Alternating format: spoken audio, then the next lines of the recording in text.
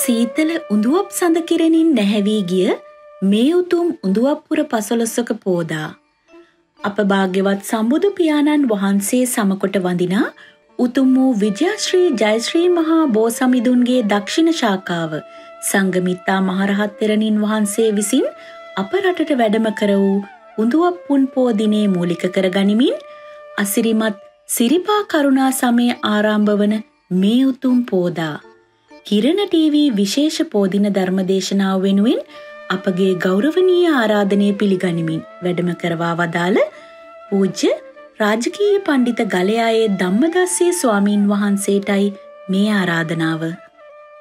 කවුරුත් සාදු කියන්න. තිසරණගත පංචශීලයේ සමාදන් වීම සඳහා নমස්කාරය කියන්න තුන්වතාවක්.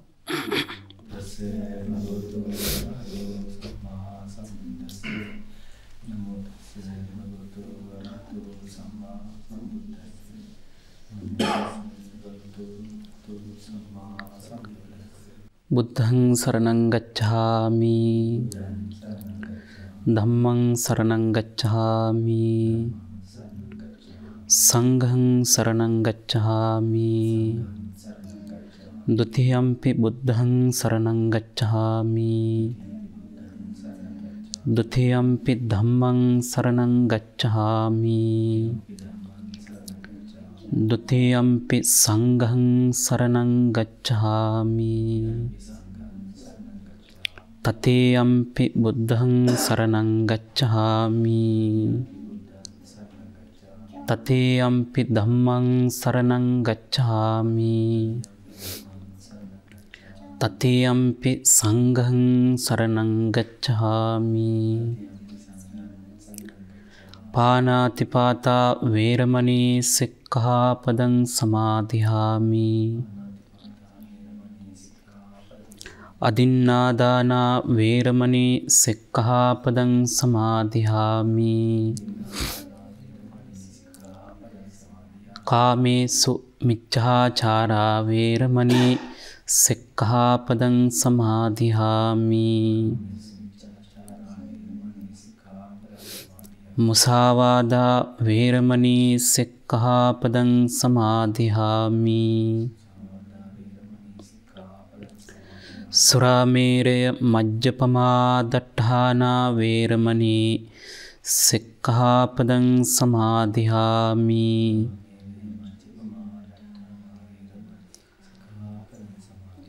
සාදු කියන්න.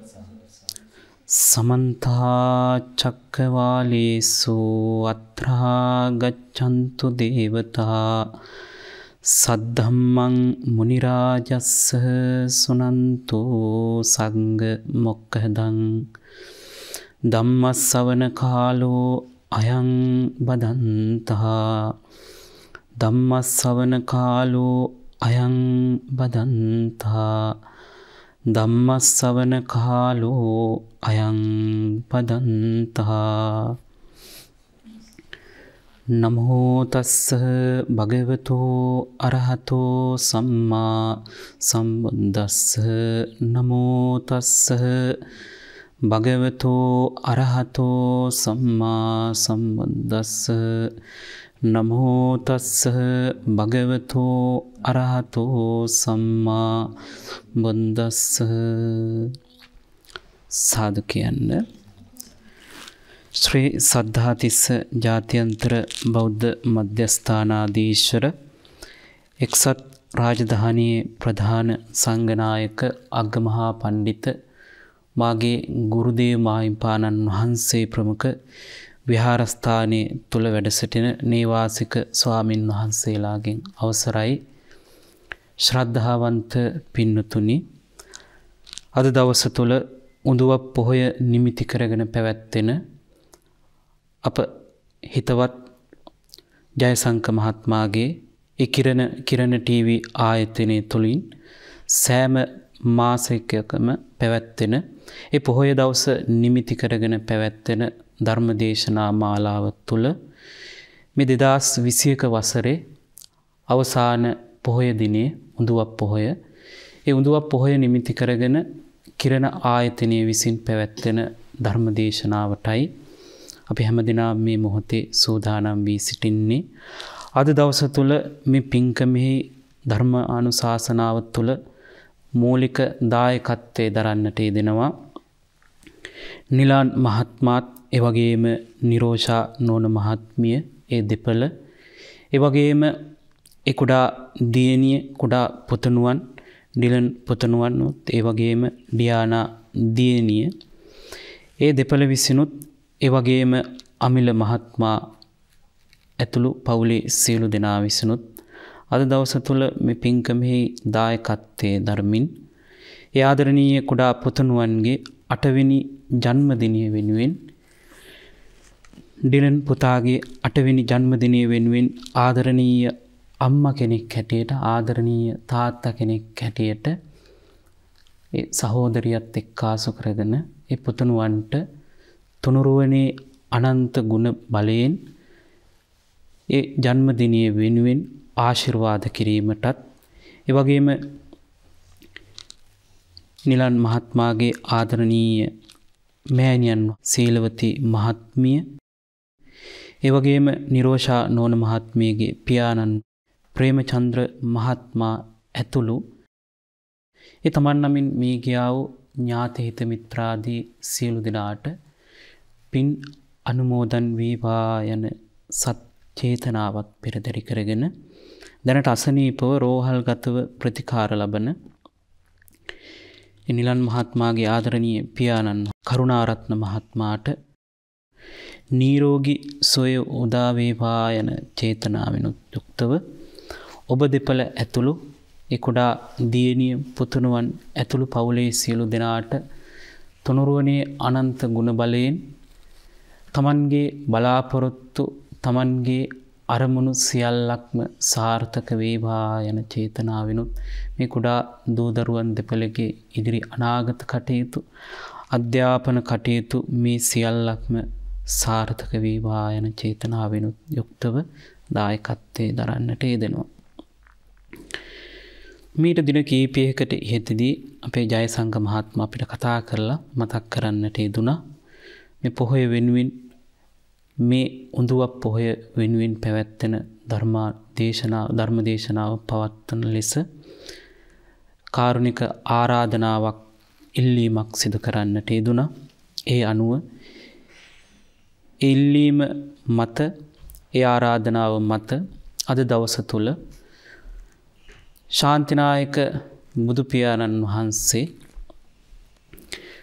උන්වහන්සේ යම් ධර්ම කරුණක් දේශනා කළාද ඒ ධර්ම කරුණ සෑම දහම් පාඨයක්ම මෙලව පරලව සුභ සිද්ධිය පිණිසයි. ඉතින් උදවප් පොහොය කියන මේ පොහොය දිනය බෞද්ධයින් හැටියට ලෝකවාසී සියලු බෞද්ධයින්ට ඉතා වැදගත් පොහොය දවසක්. ශ්‍රී ලාංකික කාන්තා පාර්ශවයට ඉතා වැදගත් පොහොය දවසක් තමයි උඳුවප් පොහොය කියලා සඳහන් කරන්නේ.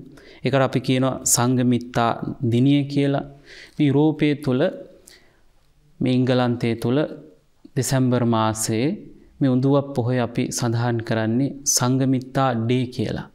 බොහෝ විහාරස්ථානවල ඒ වෙනුවෙන් නොයෙකුත් ආගමික උත්සව පොහොය වැඩසටහන වගේම යම් යම් ආගමික උත්සව පැවැත්වෙනවා. ලංකාව තුළ අනුරාධපුර රාජධානිය තුළ එවකට වැඩ සිටිය රජවරු ඒ වගේම වර්තමානයේ දක්වාම ඒ අතීතයේ සිට සියලු ශ්‍රී ලාංකික බෞද්ධයින් වැඳ පුදාගන්න නිරන්තරයෙන් ගෞරවයට පාත්‍ර වෙන තැනක් තමයි අනුරාධපුරේ ජයසිරි මහ බෝධීන් වහන්සේ. ඒ වගේම මේ සංඝමිත්තා තෙරණින් වහන්සේ ලංකාවට වැඩම කරවීමත් ඒ වගේම ජයසිරි මහ බෝධීන් වහන්සේ වැඩම කරවීමත් ශාසනික වශයෙන් ඉතා වැදගත් ධර්ම කරුණු වැදගත් කරුණු කාරණා කිහිපයකින් යුක්ත පොහොය දිනයක් තමයි උඳුවප් පොහොය කියලා කියන්නේ. ඉතින් මේ කාරණාවත් සිහිපත් කරමින් අද දවස තුල මේ පොහොය දිනය නිමිති කරගෙන මේ පැවැත්වෙන ධර්මදේශනාවෙහි දායකත්වයේ දරමින් ඔබ දෙපළ විසින් මූලික වශයෙන් බලාපොරොත්තු වෙන්නේ ආදරණීය කුඩා පුතණුවන්ගේ ජන්මදිනය වෙනුවෙන් උපන් දිනය වෙනුවෙන් ආශිර්වාද කිරීමටයි. දවසක් දා බුදු පියාණන් වහන්සේ දවස වැඩ සිටිය එක භික්ෂුන් වහන්සේ නමක් උන්වහන්සේ පිණ්ඩපාතේ වඩින මොහොතේ එක බමුණෙක් ඇවිල්ලා මේ ස්වාමින් වහන්සේගෙන් අහනවා ස්වාමින් වහන්සේ මේ ලෝකේ ජීවත් වෙන මිනිස්සුන්ට තිබෙන වටිනාම සම්පත මොකක්ද කියලා අහනවා. මේ හාමුදුරුවන්ගේ පිණ්ඩපාතේ පිනිස උන්වහන්සේ චාරිකාවේ දෙනවා. එක්තරා බමුණෙක් ඇවිල්ලා අහනවා ස්වාමින් වහන්සේ මේ ලෝකේ මිනිස්සුන්ට තිබෙන වටිනාම සම්පත මොකක්ද කියලා. ඒ මොහොතේ උන්වහන්සේ Tamanගේ දැනුමට අනුව අපි දන්නවා වර්තමානයේ වුණත් ඉන්දියාව තුළ සමහර අය දේවත්වයෙන් ඒ වගේම බොහෝ ගරු කරන ඒ වගේම වැඳ නමස්කාර කරන සත්වෙක් තමයි ගවයා කියන්නේ. ඉන්දියාව තුළ පෙලක් වෙලාවට පෙලක් අය ගෙවල් වල ගේ ඇතුලේ ඒ ගවයාට අවශ්‍ය නවාතැන් සූදානම් කරලා තිබෙනවා. එතකොට මේ මුන්වහන්සේ සඳහන් කරනවා ගව සම්පත්තිය තමයි මිනිස්සුන්ට තිබෙන ලොකුම සම්පත්තිය කියලා. වටිනාම ධනය කියලා. ඒ මොහොතේ මුන්වහන්සේ මේ කාරණේ සිහිපත් කරලා මුන්වහන්සේට මේ කාරණේ 100%ක්ම මේක නිවැරදි තහවුරුයි කියලා උන්වහන්සේට පොඩි සැකයක් හිතෙනවා. තහවුරු නෑ වගේ. කොකටත් කියලා උන්වහන්සේ බුදු පියාණන් වහන්සේ බැහැ දැකලා බුදු පියාණන් වහන්සේගෙන් අහනවා භාග්‍යතුන් වහන්සේ මේ ලෝකයේ දෙමව්පියන්ට මේ ලෝකේ තිබෙන වටිනාම සම්පත මොකක්ද කියලා අහනවා. මේ මොහොතේ තමයි බුදු පියාණන් වහන්සේ සඳහන් කරන්නේ පුත්තා වත්තු මනුස්සාන. මෙන්න මේ පාඩය මේ ධර්ම කරුණ බුදු පියාණන් වහන්සේ සඳහන් කරන්නේ අන්න ඒ අවස්ථාවේදී. මේ ලෝකේ දෙමව්පියන්ට තිබෙන දෙමව්පියන්ට ඉන්න වටිනාම සම්පත තමයි දූ දරුවෝ. දැන් ඔබ දෙපළ මේ රට තුල ජීවත් වෙමින් ඔබ දෙපළ සෑම කටයුත්තක්ම සිදු කරන්නේ මේ දියණියගෙත් පුතණුවන්ගෙත් ඉදිරිය ගැන හිතලා. ඒ වගේම අද මේ ජන්මදිනය වෙනුවෙන් මෙවැනි ධර්මදේශනාවක් පවත්වලා මේ ධර්ම දානමේ පින්කම සිදු කරන්නේත් ඒ පුතණුවන්ට දියණියට ආශිර්වාද පිණිස. ඔබට ජීවිතයේ ඔබට තියෙන සියලු දේවල් හා සසදා බැලුවොත් Tamanට වටිනාම සම්පත තමයි Tamanගේ ජීවිතේ සියලු භවභෝග දේවල් දෙන්න පුළුවන් Tamanගේ දරුවන් දෙපළ වෙනුවෙන්. Tamanගේ දරුවන් දෙපළ වෙනුවෙන් සියලු කැපකිරීම කරනවා ඔබ දෙපළ. ඒ වගේම ඒ දරුවන් දෙපළකින් යම් බලාපොරොත්තුවක් ප්‍රත්‍ය උපකාරයක් නැතුව පරෝපකාරයෙන් ඒ වෙනුවෙන් අප වෙන දෙපළක් තමයි අම්මා කෙනෙක් තාත්තා කෙනෙක් කියන්නේ. ඉතින් ඔබ දෙපළ ඒ ආදරණීය පුතණුවන්ට මේ මොහොතේ ආශිර්වාද කිරීමටයි බලාපොරොත්තු වෙන්නේ. අද දවස තුල මේ ධර්ම දේශනාවට මම මාතෘකා කරගන්නට යෙදුනේ මජ්ක්‍ධිම නිකායේ මූල පණ්ණාසකේ ඕපම්ම වර්ගයේ තිබෙන ලස්සන සූත්‍රයක්. ඒ සූත්‍රයේ නම තමයි නිවාප කියන සූත්‍රය. බුදු පියාණන් වහන්සේ ධර්ම දේශනා පවත්වනකොට බුදු පියාණන් වහන්සේ තමන්ගේ ශ්‍රාවකීන්ට දහම් කරුණු විස්තර කරනකොට සමහර වෙලාවට උන්වහන්සේ ධර්ම කාරණේ පමණක් විස්තර කරලා උන්වහන්සේ එතනින් නවතිනවා. ඒ පුද්ගලයාගේ ඒ චරිතය අනුව උන්වහන්සේ ධර්මදේශනාව කෙටියෙන්ද මධ්‍යස්තවද දීර්ඝ වශයෙන් විස්තර කළ යුතුයිද කියලා උන්වහන්සේ පෙරදිම දන්නවා. ධර්මදේශනාව දහම් කරුණු විස්තර කරන්න පෙර උන්වහන්සේ දන්නවා. මේ පුද්ගලයාට එක ගාථාවකින් දහම අවබෝධ කරගන්න පුළුවන්. නැත්තම් දීර්ඝ වශයෙන් මේ දහම් කාරණේ විස්තර කරන්න වෙනවා. ඒ පුද්ගලයාට දහම් අවබෝධය ලබා ගැනීම පිණිස. මජ්ක්‍ධිම නිකාය තුල තිබෙන්නේ මේ ඕපම්ම වර්ගයේ තුල තිබෙන්නේ බුදු පියාණන් වහන්සේ දේශනා කරන්නට යෙදුණු ඒ ධර්ම දේශනා අතර සුවිශේෂී දහම් විලාසයක්. ධර්ම දේශනා ක්‍රමවේදයක්. ඒ තමයි උපමා සහ උපමේය කියන මේ කාරණා දෙක. මේ සූත්‍ර දෙක මේ මජ්ක්‍ධිම මේ ඕපම වර්ගයේ තුල තියෙන මේ සූත්‍ර කීපය තුලම උන්වහන්සේ යම් යම් උපමා අරගෙනයි දහම් කරුණු විස්තර කරන්නට යෙදුනේ. එකහෙලා දහම් කාරණේ පමණක් නෙමෙයි විස්තර කරේ. මුලින්ම උන්වහන්සේ උපමා අරගෙන ඒ පරිසරයත් එක්ක නිතර ඇහැ ගැටෙන, ඒ වගේම නිතර අහන්න ලැබෙන, නිතර දකින්න ලැබෙන යම් යම් උපමා තමයි උන්වහන්සේ ලබා ගන්නට යෙදුනේ. ඒ අනුව තමයි ඒ ධර්ම විස්තරය සිදු කරලා දහම් මාර්ගයට පමුණවන්නට යෙදුනේ. මේ නිවාප කියන්නේ තනකොළ. මේ සූත්‍රයේ නම තමයි නිවාප කියන සූත්‍රය.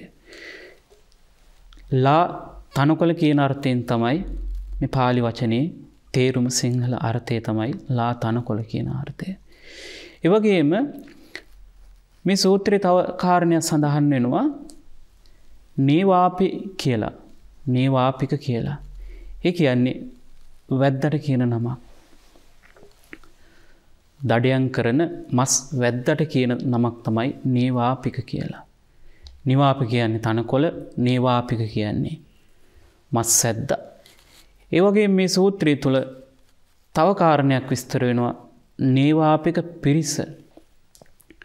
වැඩි පිරිස කියන මස් වැද්දන්ගේ ඒ මස් වැද්දාගේ පිරිස කියන අර්ථයෙන් තමයි මේ නේවාපික පිරිස කියලා මේ සූත්‍රය තුල සඳහන් වෙන්නේ. මේ සූත්‍රයේ ආරම්භයේ සඳහන් වෙනවා හිමාලය තුල ඉන්දියාවේ හිමාල වනාන්තරය තුල මේ රට තුලත් අපි දන්නවා කාල දේශගුණයට අනුව යම් යම් කාලවලදී මේ දේශගුණික විපර්යාස වෙනවා. එක කාලයක් සීතල කාලයක්, තව ඊට රස්නේ අධික කාලයක්. ඒ වගේම සෞම්‍ය ගුණෙන් ගස් වල කොළ හැලිච්ච ගස් වල කොළ නැවත දළු දාලා, ගෙඩි හැදිලා මුළු වටපිටාවම සුන්දර, ඒ වගේම රස්නෙත් නැ සීතලක් නැති මධ්‍යස්ථ කාලයක් උදා වෙනවා. ඒ වගේම අධික ග්‍රීස්ම කාලයකුත් උදා වෙනවා, අධික සීතල කාලයකුත් උදා වෙනවා. මේ ඉන්දියාව තුලත් දේශගුණික වශයෙන් මේ සමයක මේ ග්‍රීස්ම කාලයේදී සරත් ඍතුවෙන් අනතුරුව මේ ග්‍රීස්ම කාලයේදී දැඩි උෂ්ණත්වයේ මත ගහකොළ ඒ වගේම ඇලදොල හිඳිලා යන තරමට මේ රස්න කාලෙදී දේශගුණික විපර්යාසයකට නතු වෙනවා. මේ හිමාල වනයේ කිට්ටුව එක මුව රංචුවක් සිටිනවා. මේ මුව රංචුව මේ නිවාප කියන මේ තනකොළ භූමියට එහා තිබෙන මේ කැලේ තුල ජීවත් වෙනවා මේ මුව රංචුව. මේ මුව රංචුව තමන්ගේ පිරිසත් සමග එකට වාසය කරනවා. මේ ග්‍රීස්ම කාලයේදී කස් කොළන් ඇලදොල මේ සියල්ලක්ම හිඳිලා ගිහිල්ලා ඒ ආහාර අඩු, ඒ වගේම තමන්ගේ කුස පුරවගන්න, ඒ වගේම තමන්ගේ ආහාර අවශ්‍යතාවය අඩු වෙන කාලයක් එනවා. ඒ කාලය තුල මේ මුව රංචුව මේ කැලෙන් එළියට එනවා. ඒ කිට්ටුව මේ නේවාපික කියන මේ මස් වැද්දා ගොදුරක් හැටියට, ඒ වගේම මේ එන මුව රංචුව මේ කැලෙන් පිටට එන මුව රංචුව දඩයන් කර ගැනීමට එක උපක්‍රමයක් යොදලා තිබෙනවා. ඒ තමයි මේ මාස 12ෙම හොඳට වතුර ඉහලා මේ විශේෂයෙන්ම ග්‍රීස්ම කාලය තුල නිතර ජලය ඉහලා පොහොර අවශ්‍ය දේවල් ලබා දීලා හොඳට ලස්සනට මේ තනකොළ හොඳට වැවෙන්න විශාල ඉඩමක විශාල භූමි භාගයක මේ තනකොළ වවලා තිබෙනවා. මේ තනකොළ කණ්ඩෙනවා මේ කැලේ ඉන්න මුවරංචුව. අනේ මේ මුවරංචුව මස්සැද්දගේ ගොදුරට මස්සැද්දගේ මේ තනකොළ කණ්ඩ ඇවිල්ලා මේ මස්සැද්දගේ ග්‍රහණයට නතු වෙනවා. බුදු පියාණන් වහන්සේ දේශනා කරනවා මේ හොඳට බඩගින්නේ වෙහෙසෙන් ජලයක් නැතුව හිටිය මේ මුවරංචුව Tamanට රිසි පරිදි මේ හොඳට ලා තනකොළ තිබෙනවා. Tamanට නිදහසේ Tamanට කැමැති පරිදි රිසි පරිදි මේ තනකොළ අනුභව කරනවා. අවසානයේ සඳහන් කරනවා අන්න අර මස්සැද්දා කිසිම කරදරයක් නැතුව කලබලයක් නැතුව ඒ මුවරංචුව ග්‍රහණයට නතු කරනවා. මරණයටපත් කරනවා. මරණයටපත් කරලා නගරේ කඩමණ්ඩිය තුල මස් පිණිස ඒ මස් විකුණනවා මුව මස්. මේ පළවෙනි මුවරංචුව මේකේ මුවරංචු 4ක් පිළිබඳව බුදු පියාණන් වහන්සේ සඳහන් කරනවා. පළවෙනි මුවරංචුව මේ විදිහට මේ මස්සැද්දාගේ ග්‍රහණයට නතු වෙනවා. මෙහෙම දැන් ටික කාලයක් යනවා මාස කිහිපයක් යනවා නැවත ග්‍රීස්ම කාලය උදා වෙනවා. තව මුවරංචුවක් සිටිනවා. මේ මුවරංචුව කල්පනා කරනවා මීට පෙර මේ වනයෙන් එළියේ තිබෙන මේ තනකොළ කණ්ඩ ගිහිල්ලා අනේ අපේ පළවෙනි මුවරංචුවට මරණය උදා වුණා. මේ මස්සැද්දාගේ උපක්‍රමයට කෝට උපක්‍රමයට නතු වුණා. මරණය උදා වුණා. ඒක නිසා අපි නම් මොන වද වේදනාවක් ආවත් ආහාර නැතුණත් මේ කැලෙන් එළියට යන්නේ නැහැ. මේ කැලේ තියෙන ලොකු ආරක්ෂාවක් මේ කැලේට වෙලාම ඉන්නවා. නමුත් අර ග්‍රීස්ම ඍතුව දැඩි ලෙස උග්‍ර ලෙස ආපු අවස්ථාවේ මේ මුවරංචුවට කැලෙන් එළියට එන්න වෙනවා. අර මුවරංචුවට මතක් වෙනවා මේ මස්සැද්දාගේ උපක්‍රමයට නතු වෙලා පළවෙනි මුවරංචුව මරණය උරුම වුණා. ඒක නිසා කල්පනාකාරීව ගිහිල්ලා මස්සැද්දාගේ උගුලෙන් බේරිලා තමන්ගේ කුස පුරව ගන්නවා කියලා මේගොල්ලෝ තනකොළ කන්න පටන් ගත්තා. ටිකෙන් ටික මේ ආහාර අනුභව කරන්න මේගොල්ලන්ට මේ සියලු දේවල් අමතක වුණා. මේ දෙවෙනි මුවරංචුවත් මස්සැද්දාගේ ගොදුරක් බවට පත් වුණා. අර පෙර පරිදිම මස් පිණිස නගරයේ වෙළඳාමේ කඩමණ්ඩිය තුල විකුණලා ඒ මස්සැද්දාගේ මස් වෙළඳාම සිදු කරන්නට යෙදුණා. මේ මාස කිහිපයක් ගියාට පස්සේ නැවත ග්‍රීස්ම කාලේ උදා වුණාට පස්සේ මේ තුන්වෙනි මුවරංචුව බුදු පියාණන් වහන්සේ සඳහන් කරනවා මේ ග්‍රීස්ම කාලයේ අවසානයේ තමන්ගේ කුස පුරව ගන්න මේ වනයෙන් එළියේ තිබෙන මේ තනකොළ මේ මස්සැද්දාගේ ආහාරය පිණිස මේ විශාල භූමියක හොඳට පෝෂණය කරලා හොඳට වතුර දාලා ලස්සනට දළු වලින් යුක්ත මේ තනකොළ තමයි දැනට අපිට ඉතිරි වෙලා තිබෙන්නේ ආහාර පිණිස. හැබැයි මේ මුවරංචුව බුද්ධිමත්. ඒ සූත්‍රයේ සඳහන් වෙනවා කපටි කෛරාටිකයි කියලා. ඒ වගේ මේ සූත්‍රය තුල සඳහන් වෙනවා නිකන් 이르දිමත්. ඒ කියන්නේ ඒක සඳහන් වෙනවා අපි දන්නවා මේ 이르දී කියන්නේ නොපෙනී යන්න දැන් මේ මොහොතේ මෙතන ඉන්නවා. ඒ වගේම තව ස්වල්ප මොහොතේ නොපෙනී යෑමේ හැකියාවක් තිබෙනවා. අන්න ඒ වගේ මේ සූත්‍රය තුල සඳහන් වෙනවා තුන්වෙනි මුවරංචුව එනවා තනකොළ කනවා. හැබැයි මේ මස්සැද්දට අහු වෙන්නේ නැහැ. දින කීපයක් යනවා මස්සැද්දා තමන් දන්නේ යම් උපක්‍රම පාවිච්චි කරනවා. නමුත් ඒ සියලු උපක්‍රම වලින් මේ තුන්වෙනි මුවරංචුව බේරෙනවා. අවසානයේ මේ මස්සැද්දා වටේටම ලොකු වැටක් නිර්මාණය කරලා තමන්ගේ වැඩි පිරිසත් සමග උපක්‍රම යොදලා අවසානයේ මේ තුන්වෙනි මෝරංචුවත් කොටු කරගන්නවා.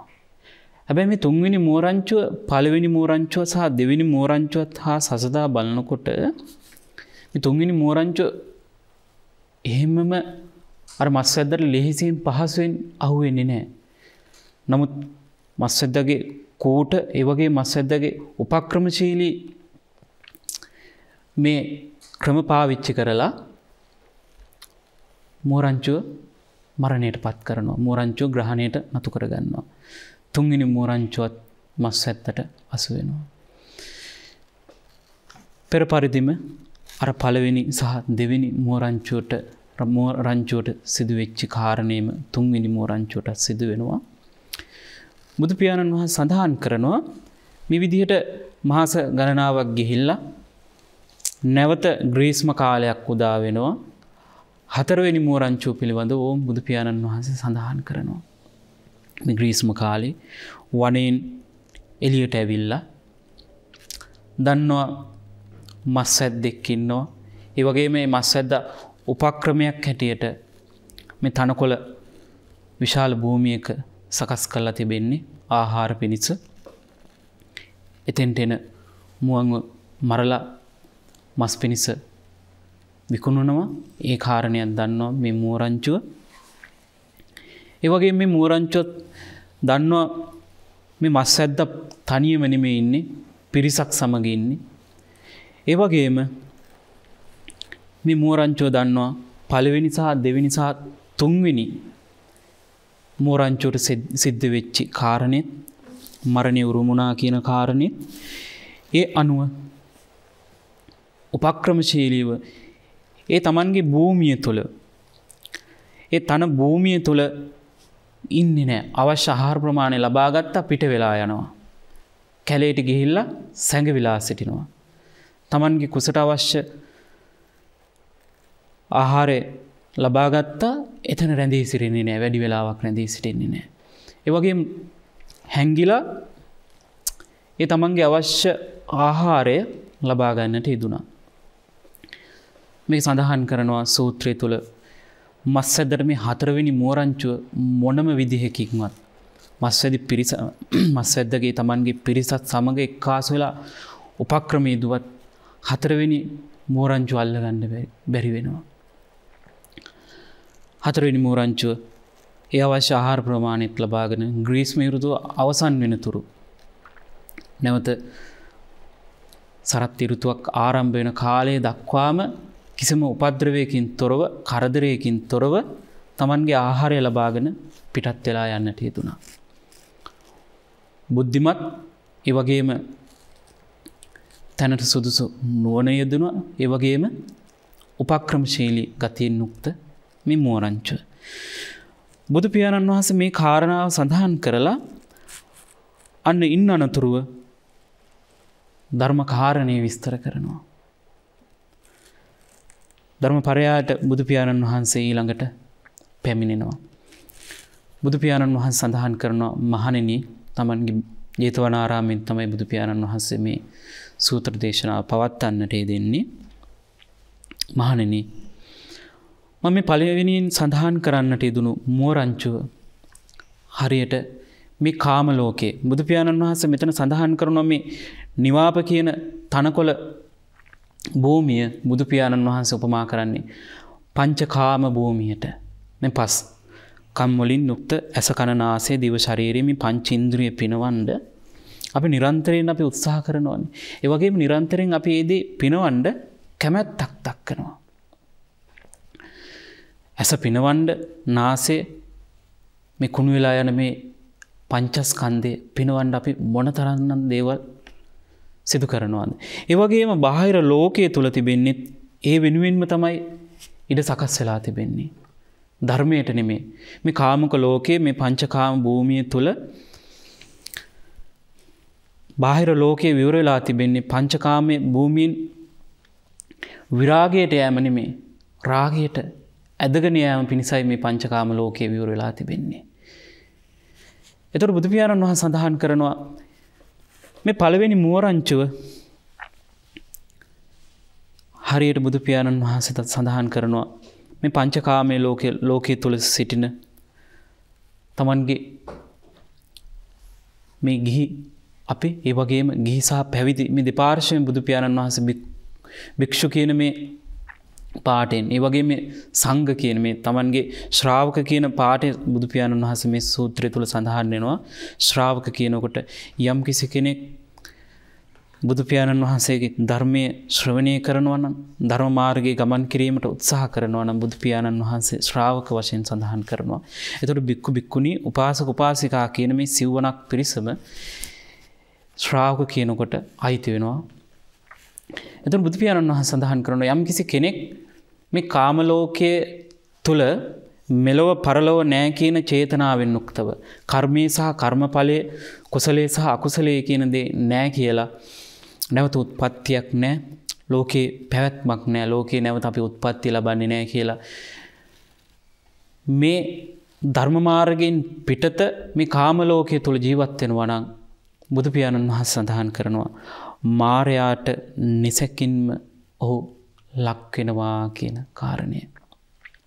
මේ සූත්‍රය තුල සඳහන් වෙන නිවාප කියන මේ තනකොළ භූමිය බුදු පියාණන් වහන්සේ පංචකාම ලෝකයටත් ඒ වගේ මෙතන නේවාපික කියන වැඩි නායකයා හැටියට බුදු පියාණන් වහන්සේ සඳහන් කරන්නේ මාරයාටයි බුදු පියාණන් වහන්සේ නේවාපික කියන වැඩි නායකයා හැටියට සඳහන් කරන්නේ මාරයා කියන කාරණේ. මේ මාරයාට නතු නොවි සිටීම ඊට අපහසු කටයුත්තක්. ඒක කළ නොහැකි කාරණේ නෙමේ කළ හැකි. නමුත් ඒක අපි හිතන තරම්ම පහසු නෑ. ධර්මයේ ඇහැව්ව පමණින් මේ කාරණේ සිදු කිරීමට හැකියාව නෑ. මේ සූත්‍රය තුල සඳහන් වෙන පළවෙනි කාරණේ මේ පළවෙනි මෝරංචුව අර මස්සැද්දට කිසිම කරදරයක් කිසිම අමාරුවකින් තොරව මස්සැද්දට නතු වුණා වගේ යම් කිසි කෙනෙක් මේ පංච ලෝකේ මේ කාම ලෝකයේ තුල පංචකාමයන් පිනවන්න කටයුතු කරොත් ඔහුට නතු වෙන්නේ අන්න අර මායාගේ ග්‍රහණයට ඔහු නතු වෙනවා කියන කාරණේ. දවසක් දා පින්වතුනි හිමාල වනයේට මහා වැසි වර්ෂාවක් උදා වෙනවා. දින 7ක් මුළුල්ලේ එක දිගට නොකඩවා මේ වර්ෂාව පතිත වෙනවා. අවසානයේ දින 7 අවසානයේ ගංගා ඇල දොළවල් මේ සියල්ලක් පිරීලා ඉතිරිලා මහා ගම් වතුරක් ඇති වෙනවා. මේ ගම් වතුරට බොහෝ දේවල් ගස් කොළන් සතාසිව් පව මැරිච්ච දේවල් ගහගෙන යනවා. මේ ගහගෙන යනකොට ඒ අතරතුර ඊට සද්දන්ත හස්තියෙක් ඊට දින කීපයකට හිතදී මැරිච්ච මහා විශාල ඇතෙක් මේ මහා දිය කඳත් එක්ක ගහගෙන යනවා. මේ දිය කඳ පහළට ගහගෙන ගිහිල්ලා මහා මොහොතට තමයි එක්කාසු වෙන්නේ. මේ මල කුණ මේ වතුරේ ගහගෙන යනකොට එක ගහක් උඩ කපුටෙක් ඉන්නවා. මේ කපුටා Tamanට අවශ්‍ය ආහාරයක් හොයා ගැනීමට නොහැකව දින 7ක් කුසගින්නේ හිටියේ. අපි දන්නවා කපුටා කියන්නේ නිතර බඩගිනි ඇති වෙන සතෙක්. එතකොට මේ කපුටා දකිනවා මේ මලකුණ මේ ලොකු ඇතෙක් ගහගෙන යනවා.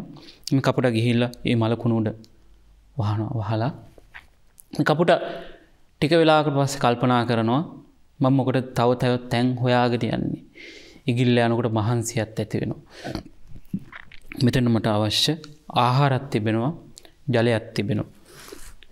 ඒ නිසා මම මහන්සි වෙන්න අවශ්‍ය නැහැ. මේ මලකුණ තුල මට දින ගණනාවක් මාසයක් විතර අවශ්‍ය ආහාර මෙතන තිබෙනවා. ඒක නිසා මම කොහාටවත් යන්න අවශ්‍ය නැහැ කියලා මේ කපුටා මෙතනම මේ මලකුණම ආහාරයක් හැටියට ඒ වගේම වටේ තියෙන ජලය තමන්ගේ ජල පිපාසය සපුරා ගනිමින් සිටිනවා. දින කීපයකට පස්සේ මේ මලකුණ වතුරට කොටසක් දිය වෙලා ඒ මස් දිය වෙලා යනවා. අවසානයේ මේ කපුටා කල්පනා කරනවා මම මෙතනින් යා යුතුයි කියලා. කපුටා පියාඹගෙන යනවා. තමන්ට හැකි දුර ප්‍රමාණයක් පියාඹගෙන යනවා. හැබැයි මේ කපුටට ගොඩබිමක් පේන්නේ නැහැ. හේතුව තමයි මේ කපුටා නොදැනීම මේ මලකුණ මහ මුහුදට ගහගෙන ගිහිල්ලා. මහ මුහුද තුලත් විශාල දුර ප්‍රමාණයකට මේ මලකුණ ගහගෙන ගිහිල්ලා මේ කපුටා සතර දිසාවටම පියාඹගෙන යනවා. නමුත් ගොඩබිමක් පේන මානයක් මේ කපුටට හොයාගන්න වෙන්නේ නැහැ. අවසානයේ මේ කපුට මහන්සිය නිසාම අවු රශ්මියක් නිසාම එහෙමම මහ මුහුදට මේ කපුට වැටෙනවා. ඉන් අනතුරු මේ කපුට මරණයට පත් වෙනවා. බුදු පියාණන් වහන්සේ සඳහන් කරනවා හරියට අන්නේ පංචකාමයේ ඇලිච්ච කෙනෙක් ඒ පංචකාමයේ තුල ඇලිලා අවසානයේ ඔහුට උරුම වෙන්නේ. අර කපුටට වෙච්ච දේ වගේ ඒ පංචකාමයේ අවසානයේ නම් යම් කිසි කෙනෙක් සුගතියේ බලාපොරොත්තු වෙනවා නම් සුගතියට යෑමේ හැකියාවක් නැහැ. යම් කිසි කෙනෙක් පංචකාමයේ තුලම ඇලිලා සිටිනවා නම් ඒක හරියට සතෙක්ට බල්ලෙක්ට හම්බෙන මස් කට්ටක් වගේ. ඒ බල්ලෙක්ට මස් නැති කටු කෑල්ලක් දුන්නොත් මේක පැය ගාණක් හපහපා ඉන්නවා. අවසානයේ තමන්ගේ විදුරු මස තැන් තැන් තුවාල වෙලා ටික ටික ලේ ගලනවා මුඛය තුල කට තුල. හැබැයි ඒ කට්ට තුල කිසි මස් කෑල්ලක් තිබ්බේ නැහැ. මේ බල්ලා හිතනවා මේ තමයි මස් කට්ට තුල තිබෙන රසය කියලා. අර තමන්ගේ කටෙන් ගලන ලේ රහ දැනිලා තව තව හපනවා. හපන්න තමන්ගේ කට තුවාල වෙලා මේ සුනකයා මේ බල්ලා මරණය කරා ලං වෙනවා වගේ මේ කාම ලෝකයේ කාමයන්ගේ ආදීනමක් නොදැන කාම ලෝකයේ ජීවත් වෙනකොට එහි ඇලෙමින් ගැලෙමින් ජීවත් වුණාට පස්සේ අවසානයේ අර බල්ලට වුණා වගේ අවසානයේ අර කපුටට වුණා වගේ ඉවක් කොනක් හොයාගන්න බැරුව මේ සසර තුල අතරමං වෙනවා කියන කාරණේ. බුදු කෙනෙක් අපි මේ ගෞතම ශාසනය තුල බුදු පියාණන් වහන්සේගේ ධර්මයේ ජීවමානව පවතිනවා. ඒ වගේම උන්වහන්සේගේ ඖරස පුත්‍ර මහා සංඝරත්නය වැඩ සිටිනවා. පින්වතුනි යම් කිසි දවසක මේ මහා සංඝයා නැති වෙනවද? ඉන් අනතුරු ධර්මයේ නැති වෙනවා කියන කාරණේ. මේ මහා සංඝරත්නය භික්ෂුන් වහන්සේලා යම් කිසි දවසක මේ ලෝකෙන් යම් දවසක නැති වෙනවාද? අන්න ඒ දවස තුල මේ ශාසනයේ අවසානයේ යම් කිසි කෙනෙක් දුගතියේ උත්පත්තිය ලැබුවොත් මේ පංචලෝ කාම ලෝකයේත් එක්ක ගැටෙමින් ජීවත් වුණොත් අවසානයේ යම් කිසි අපි දන්නවා මේ මරණයෙන් පස්සේ නිවන් අවබෝධ කරගත්තේ නැත්නම් මේ සසරට අපි එක්කාසු වෙනවා. එතකොට මේ සසරට එක්කාසු වෙන අපි ඉපදමින් මැරෙමින් ගමන් කරනවා. සමහර විට මනුෂ්‍ය ලෝකේ, සමහර විට දිව්‍ය ලෝකේ, බ්‍රහ්ම ලෝකේ ඒ සුගති ලෝකවලත් ඒ වගේම දුගතියේ සතර අපායේ ඒ වගේම අවීචියේ මේ විදිහේ අගති ලෝකයක උත්පත්ති ලැබුවොත් සුගති ලෝකයකින් තොර දුගතියේ උත්පත්ති ලැබුවොත් සමහර විට අපි නැවත මනුෂ්‍ය ලෝකයක ඉපදෙනකොට මෛත්‍රී බුදු පියාණන් වහන්සේගේ ශාසනය සමහර විට අවසන් වෙලා තියෙන්න පුළුවන්. මේ සසර ගමන කියන දේ බුදු පියාණන් වහන්සේ සඳහන් කරන්නේ හරියට මහා ඕඝයක් වගේ. ඒ වගේම සංසාර සාගරය වගේ තමයි මේ සසර ගමන. ඉවක් කොනක් පේන්න නැති. ඒ වගේම මහා භයංකර දුක්ඛිත ගමනක් තමයි සසර ගමන කියන කාරණේ. මේ පළවෙනි මුවරංචුව මස්සද්දට අහුණා වගේ පළවෙනි ශ්‍රාවක පිරිස මාරයාගේ ග්‍රහණයට නතු වෙනවා. ඒ වගේම බුදු පියාණන් වහන්සේ සඳහන් කරනවා දෙවෙනි කාරණේ හැටියට මේ දෙවෙනි මුවරංචුව ඒ තන භූමියට එනවා, තනකොළ අනුභව කරනවා. හැබැයි දන්නවා මස්සද්දෙක් ඉන්නවා, මස්සද්දගෙන් යම් අනතුරක් සිදු වෙනවා කියලා. පිරිසක් බුදු පියාණන් වහන්සේ සඳහන් කරනවා තමන්ගේ මේ ශ්‍රාවක පිරිස කාමයේ පිළිබඳව කාමයේ යම් ආදීනවයක් පිළිබඳව දන්නවා. හැබැයි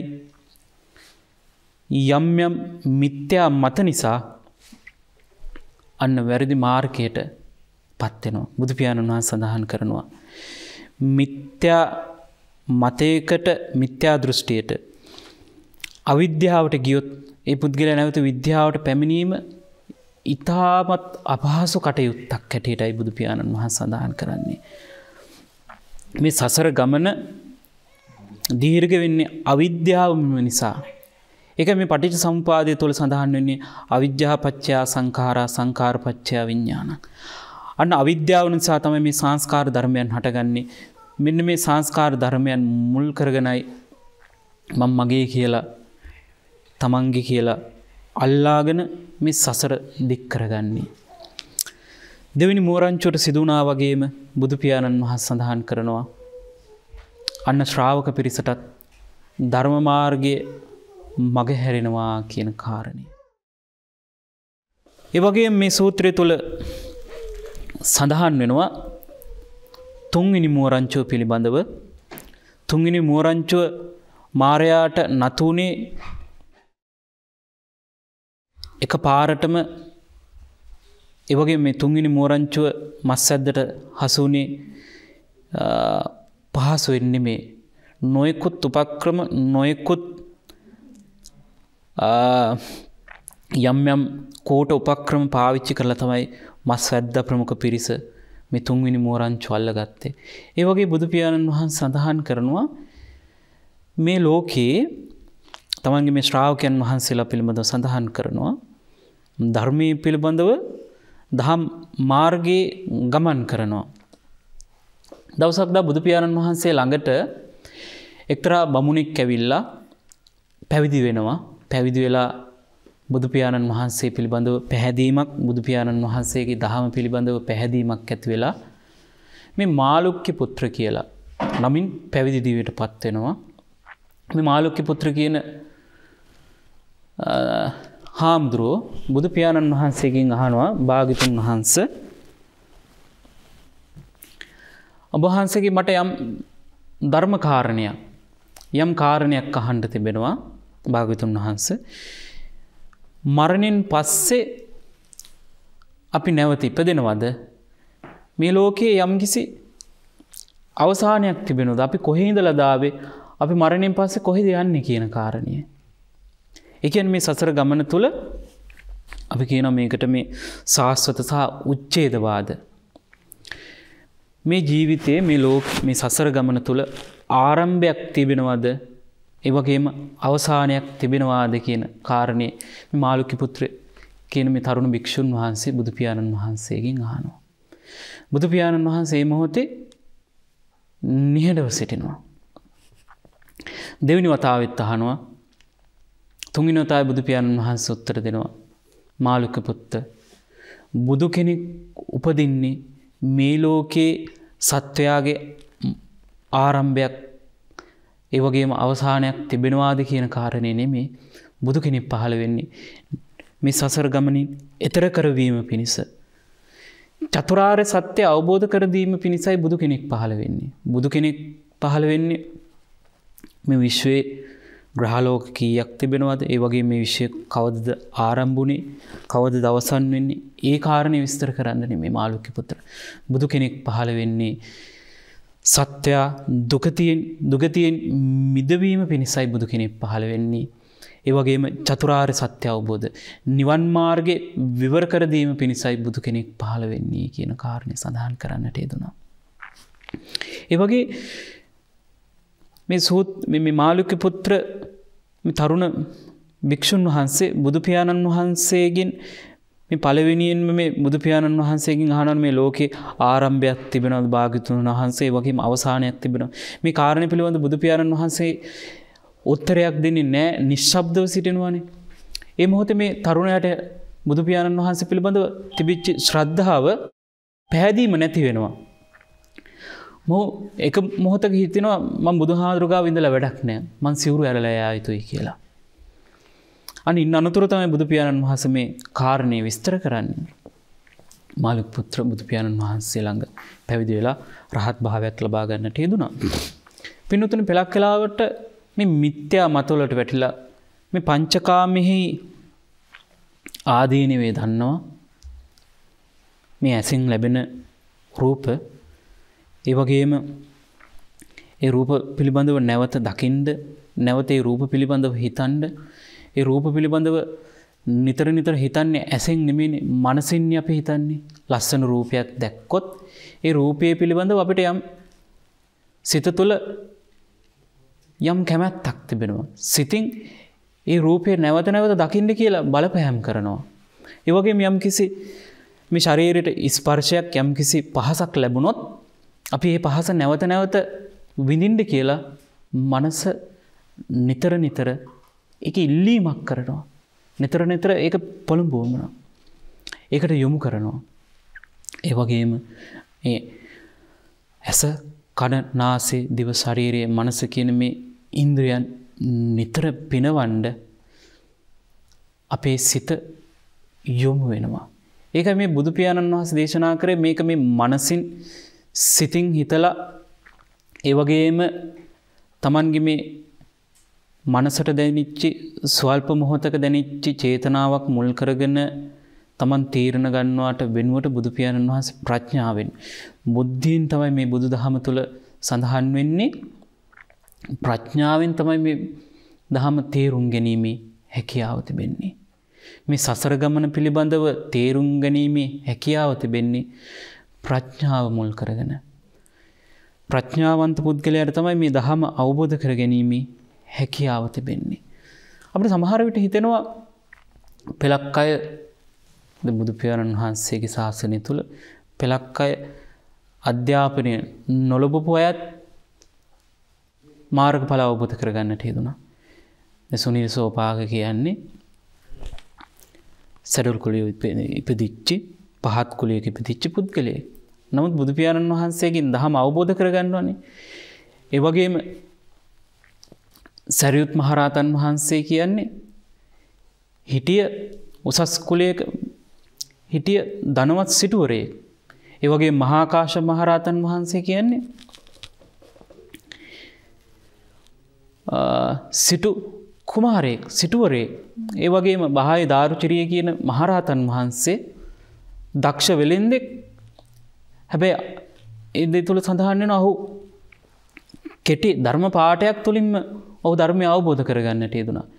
ඒතර පිංගුතුනි මේ සසර තුල ඒ වෙනුවෙන් කරන්නට යෙදුණු පාරමිතා ධම්මල ප්‍රතිඵලයක් හැටියට බුදු පියාණන් වහන්සේගේ ශාසනය තුලදී ඒ විදිහට නිවන් අවබෝධ කරගන්නට පුළුවන් වුණේ. සමහර විට අපිට හිතෙනවානේ ඒක බණපදයක් අහපු ගමන් කොහොමද රහත් උනේ? කොහොමද සෝවාන් උනේ? කොහොමද මාර්ගඵල අවබෝධ කරගත්තේ? කොහොමද ධර්මය අවබෝධ කරගත්තේ කියලා අපිට සමහර විට අපිට මනසට හිතෙනවා. අපිට සමහර විට ඒ චේතනා වෙනවා. හැබැයි ඒ මොහොතේ වෙච්ච සිදුවීමක් නෙමෙයි. ඊට සමහර විට කල්ප ගාණක් ඊට අවුරුදු 100 ගාණක් දහස් ගාණක් ඒ වෙනුවෙන් පෙරම් පුරන්නට යෙදුණා. ඒ වෙනුවෙන් පාරමිතා දම් පුරන්නට යෙදුණා.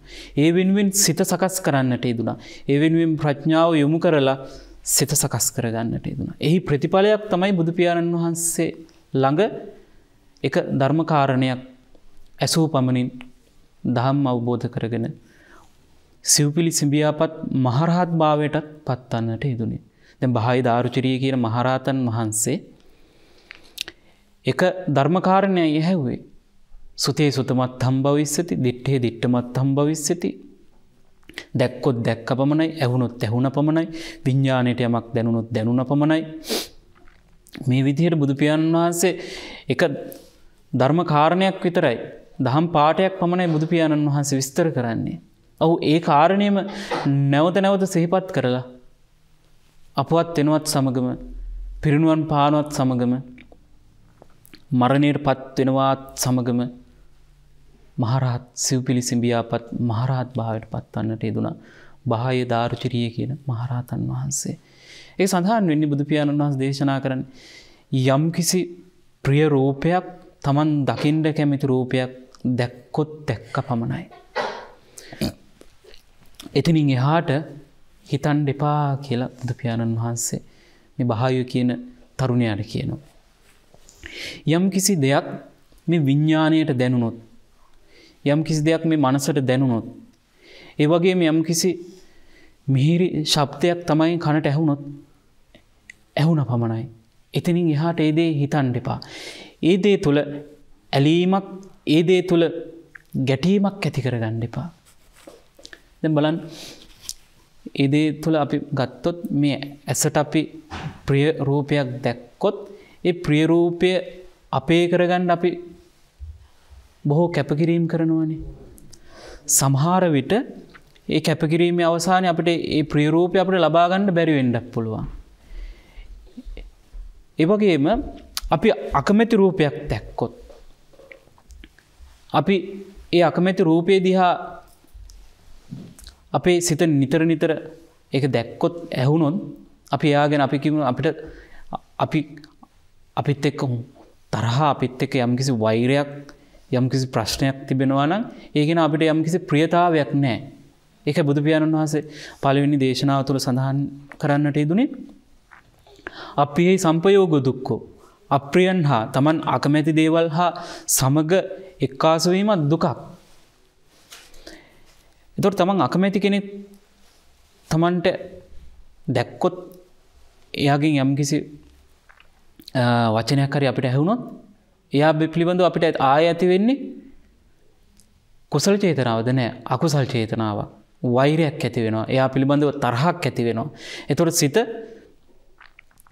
තුල වෛරයක් ඇති වෙනවා. ඒ වගේම තරහක්, ක්‍රෝධයක් ඇති වෙනවා. අන්න අකුසලයකට ඉඩ විවර වෙනවා. බුදු පියාණන් වහන්සේ දේශනා කරනවා තමන් කුසල චේතනාවෙන් පින්කමක් කරගත්තොත් ඒ පින්කම සිදු කරාට පස්සේ නැවත අවුරුදු 10ක් අවුරුදු 5ක් අවුරුදු 100ක් 100 නෙවෙයි අවුරුදු 30ක් 40ක් ගියත් ඒ තමන් කරගත්ත පින්කම ඒ වගේම තමන්ගේ අතීතයේ තමන්ගේ පවුලේ කෙනෙක් තමන්ගේ සීයා කෙනෙක් ආච්චි කෙනෙක් කරපු පින්කමත් තමන් ඒ ගැන හිතලා තමන් සතුටු වෙනවා නම් පුණ්‍ය කටයුත්තක් සිදු කරලා අන්නේ පින වැඩි වෙනවා. පින වර්ධනය වෙනවා කියලා බුදු පියාණන් වහන්සේ සඳහන් කරනවා. ඒ වගේම අකුසලෙත් එහෙමයි. අකුසලෙත් නැවත නැවත සිතන්න, නැවත නැවත හිතන්න, ඒ අකුසලේ නැවත නැවත ඒ අකුසලේ වර්ධනය වීමක්, වැඩි වීමක්, අකුසලේ විපාකයේ ටිකෙන් ටික වැඩි වීමක් සිදු වෙනවා. බුදු පියාණන් වහන්සේ සඳහන් කරනවා මේ විදිහට හතරවෙනි මුව රංචුව පිළිබඳව සඳහන් වෙනවා. අන්න බුදු පියාණන් වහන්සේ දේශනා කරනවා තමන්ගේ ශ්‍රාවක පිරිස මේ නිවන් මාර්ගයට පැමිණවීම පිණිස පංචකාමෙන් ඈත් වෙනවා. පංච භූමියෙන් ඈත් වෙනවා කියන කාරණය. පංචකාම භූමියෙන් ඈත් වෙනවා කියන කාරණය. අන්න ඒ පුද්ගලයා ප්‍රථම ධානයට පැමිණෙනවා. අන්න ටිකෙන් ටික සිත දියුණු කරන්න, සිතින් සිත ටිකෙන් ටික සිත ශක්තිමත් කරගෙන බුදු පියාණන් වහන්සේගේ ධර්ම මාර්ගයට ඔහු අවතීර්ණ වෙනවා. ප්‍රථම ධානය, ဒုတိ ධානය, චතුර්ථ ධානය, පංචම ධානය මේ විදිහට කියලා අන්නේ පුද්ගලයා දර්ශන භූමියට පැමිණෙනවා කියන කාරණය. යම් කිසි කෙනෙක් දර්ශන භූමිය කියන්නේ සෝවාන් මාර්ගය, සෝවාන් ඵලය කියන්නේ. යම් කිසි කෙනෙක් දර්ශන භූමියට ඇතුල් වුණාද අන්න ඔහු සසර දුකෙන් අත් මිදෙනවා කියන කාරණය. ඔහු සසර ගමන නැවැත්තුවා කියන කාරණය යම් කිසි කෙනෙක් දර්ශන භූමියට පැමිණුණාද. බුදු පියාණන් වහන්සේ මේ නිවාප සූත්‍රය තුළ මේ හතරවෙනි මෝරංචුව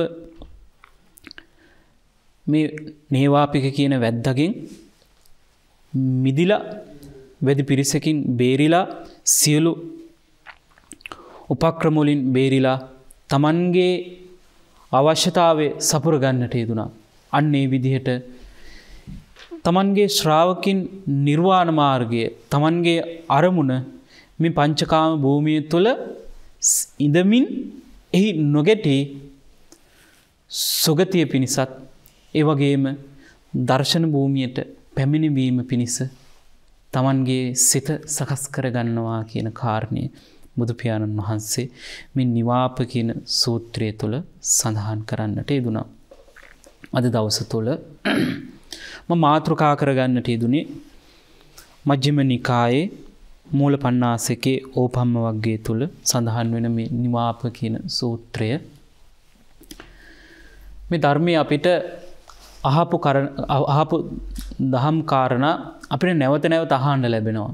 ඒ වගේම ධර්ම දේශනාවකට අපිට ඇහුම්කන් දෙනකොට අහපු ධර්ම කරුණු නිතර ශ්‍රවණය කරන්නට යෙදුණු දහම් කාරණා නැවත අහන්න ලැබෙනවා. ඒ වගේම නොඇසූ දහම් කාරණාත් අපිට අහන්න ලැබෙනවා.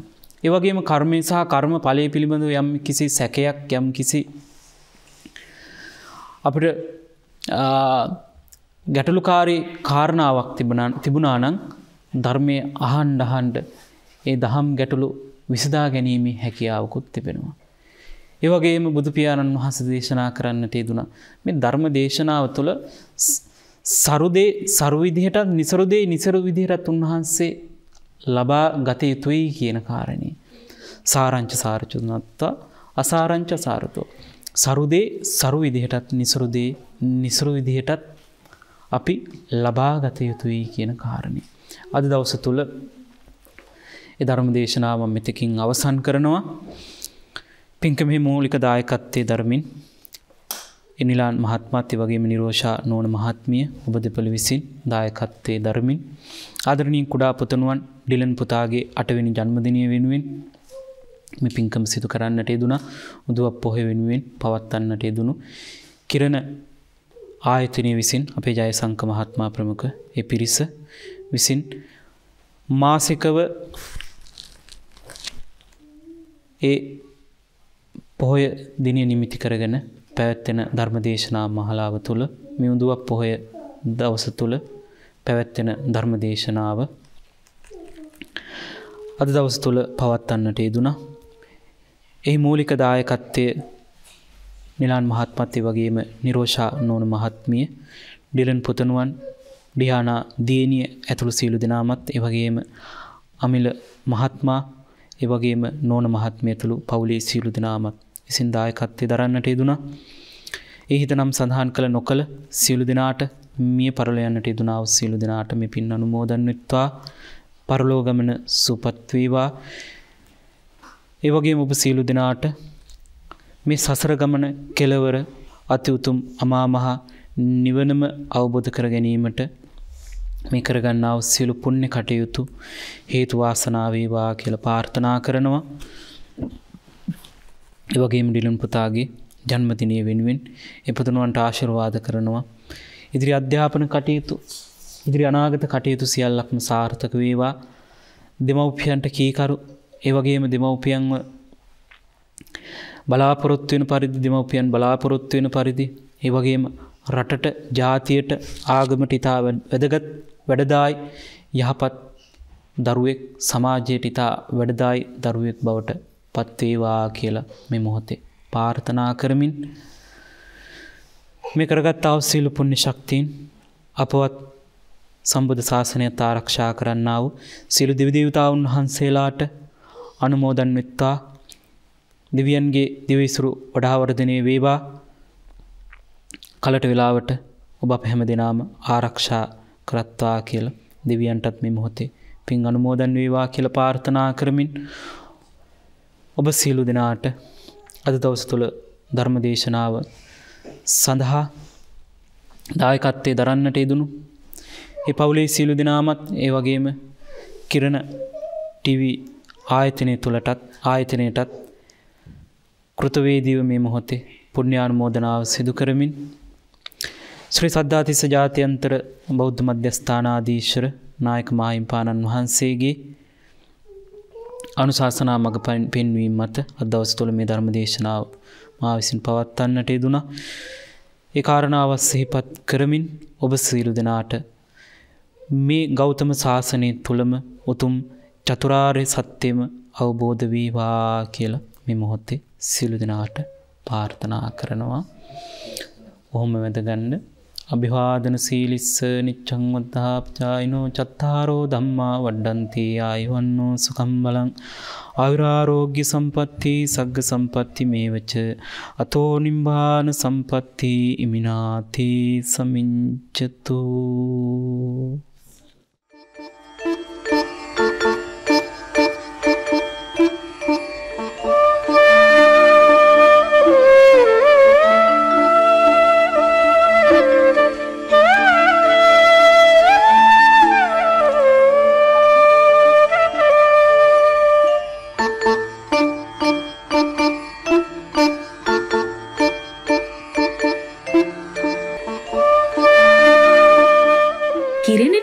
ඔස්සේ සෑම පුරපසළොස්වක පෝය දිනකදීම ගෙනෙනු ලබන දහම් කිරණ විශේෂ පෝදින ධර්මදේශනාව සඳහා ඔබත් දායක වීමට අපේක්ෂා කරන්නේ නම් තිරේ දිස්වන දුරකථන අංකයන් හෝ විද්‍යුත් දෙපෑල මගින් සම්බන්ධ වන මෙන් කාරුණිකව ඉල්ලා සිටිනවා.